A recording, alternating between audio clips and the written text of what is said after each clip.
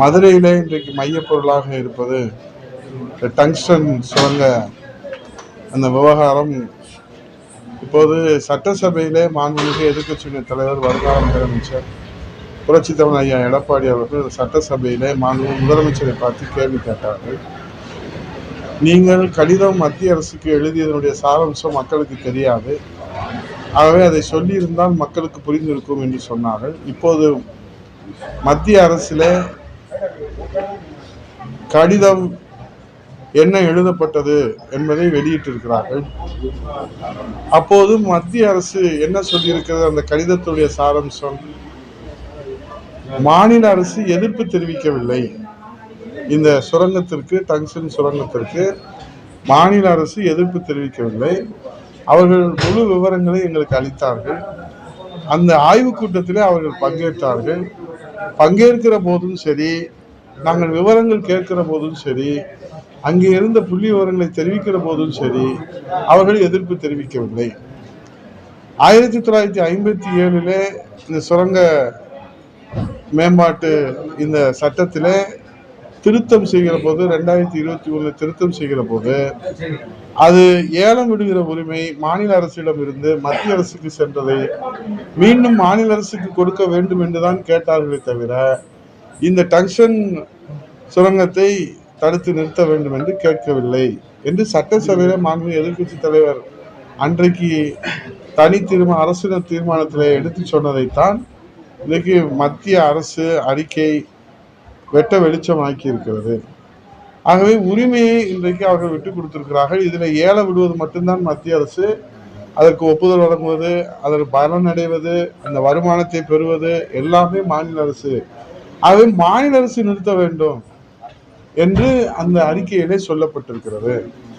ஆக இவர்கள் மத்திய அரசு நிறுத்த வேண்டும் என்று கடிதம் எழுதுகிறார்கள். மாண்பு முதல்வர் எப்போது கடிதம் எழுதுகிறார்? ஏறத்தாழ 10 மாதம் கழித்துதான் அந்த ஒப்பந்த உறுதி செய்யப்பட்டதற்கு பிறகு அவர்கள் கடிதம் எழுதுகிறார். எப்போது? தன்னெழுச்சியாக மக்கள் போராட்ட களத்திற்கு வந்ததற்கு பிறகு அவர்கள் எழுதுவது என்பது இது மக்களை திருப்திப்படுத்துகிற, ஏமாற்றுகிற ஒரு நிலையாகத்தான் தமிழ்நாட்டு மக்களால் பார்க்கப்படுகிறது. உண்மையிலே அக்கறை இருக்குமானால் அந்த சட்ட திருத்தம் வருகிற போதே எதிர்ப்பு தெரிவித்திருக்க வேண்டும்.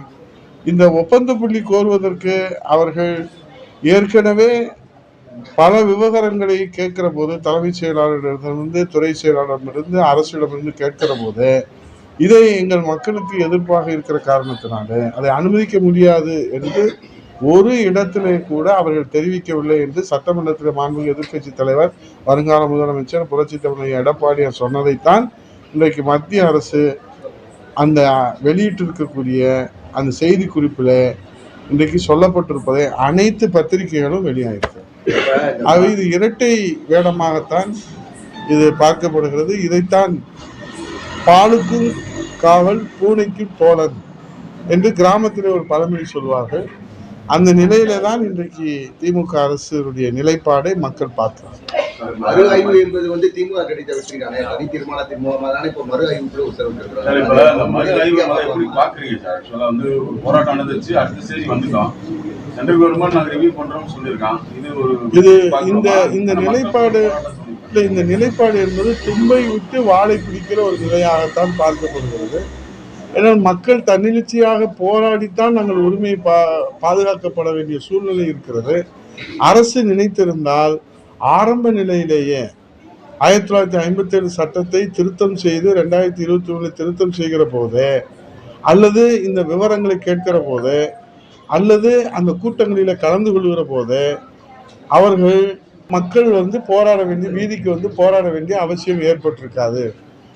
ஆகவே இந்த மறு ஆய்வு என்பது தனி தீர்மானத்திற்கு கிடைத்த வெற்றியா, அரசுக்கு கிடைத்த வெற்றியா, மக்களுக்கு கிடைத்த வெற்றியா என்று பார்த்தோமானால் இது மக்கள் போராட்டத்திற்கான கிடைத்த வெற்றி தானே தவிர அரசினுடைய முயற்சியக்காக இப்போது சொல்லப்படவில்லை. இப்போது அவர்கள் கொடுத்திருக்கிற அறிக்கை என்பது ஏற்கனவே மாநில அரசுக்கும் மத்திய அரசுக்கும் நடந்த பரிவர்த்தனைகளை மக்கள் போராட்டத்தாலே இப்போது வெளிச்சம் போட்டு சொல்லப்பட்டிருக்கிறது, வெட்ட வெளிச்சம் ஆகியிருக்கிறது.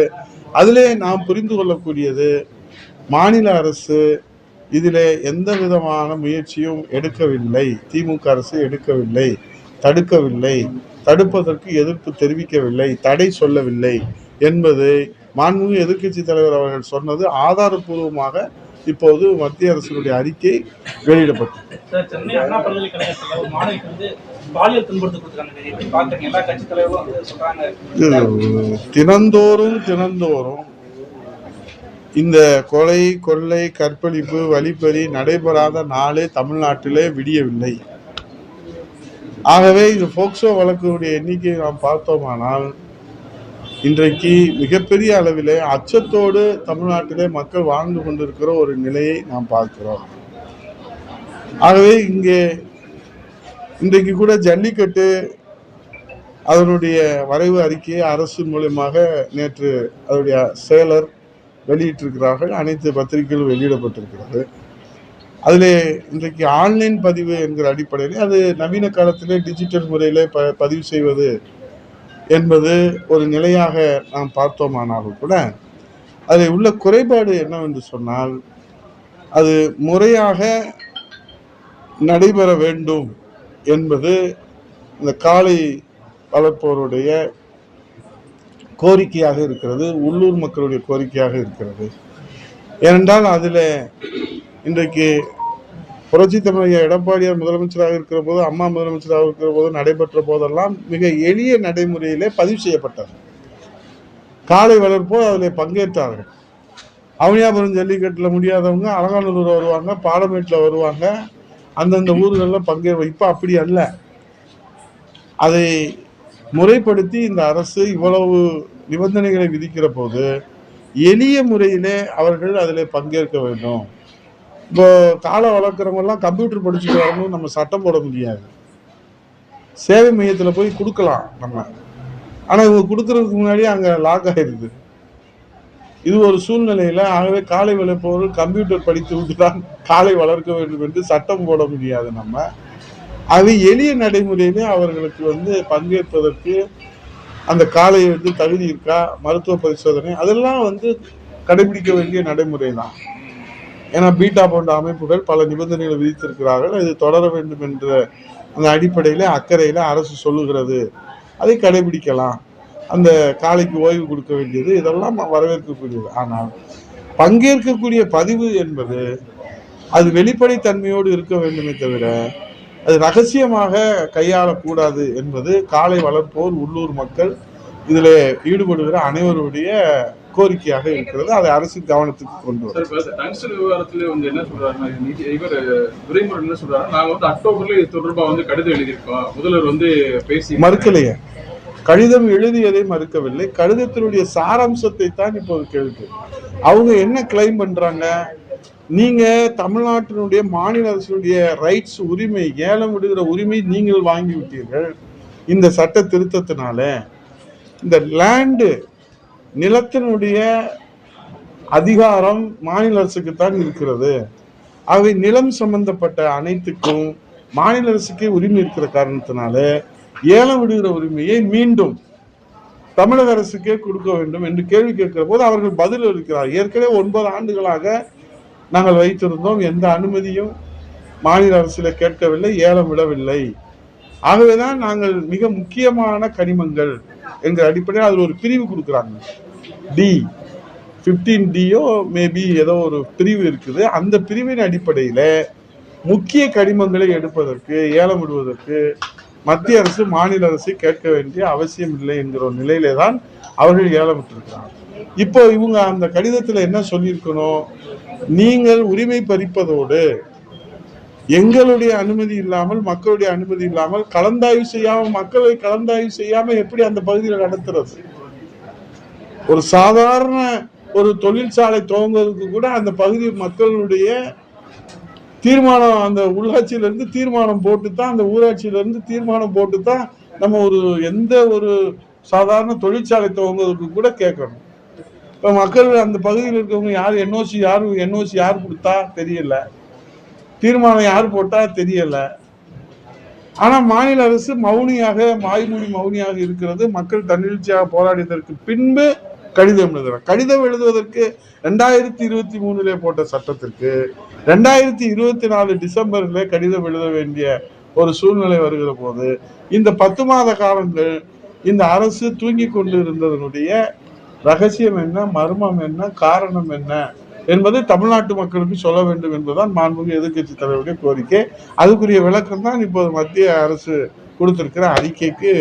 இந்த அரசு நான் மீண்டும் சொல்லுகிறேன், பாலுக்கும் காவல் பூனைக்கும் தோழன் என்கிற ஒரு நிலையிலே தான் இந்த அரசு இன்றைக்கு நிலைப்பாடு. இந்த டங்ஷன் மட்டுமல்ல, அது முல்லை பெரியாரா இருந்தாலும் சரி, காவேரியா இருந்தாலும் சரி, பாலாரா இருந்தாலும். சார், அதே மாதிரி இந்த அதிமுகவோட இரட்டை இலை திரும்ப மீண்டும் முடக்கப்படும் தொடர்ச்சியா ஒரு பேச்சு ஆரம்பிச்சு டங்ஷனை மீட்டெடுப்பதற்கு மக்கள் போராடி கொண்டிருக்கிறார்கள். அந்த போராட்டத்திலே அனைத்து இந்திய அண்ணா திராவிட முன்னேற்ற கழகம் முழுமையாக பங்கேற்கும் என்று மாண்புமிகு எதிர்க்கட்சி தலைவர் புரட்சித் தலைவர் ஐயா எடப்பாடியார் அவர்கள் அறிவிப்பு கொடுத்திருக்கிறார்கள். அந்த அளவில் அண்ணா திராவிட முன்னேற்ற கழகம் தமிழ்நாட்டு மக்களுடைய, மதுரை மக்களுடைய உரிமையை பாதுகாப்பதற்கு அண்ணா திராவிட முன்னேற்ற கழகம் முன்னின்று மீட்டெடுத்து உரிமையை மீட்டெடுப்போம், உரிமையை பாதுகாப்போம். நன்றி, வணக்கம். மீண்டும் ரெட்டலைக்கு ஆபத்து வராதா சார்?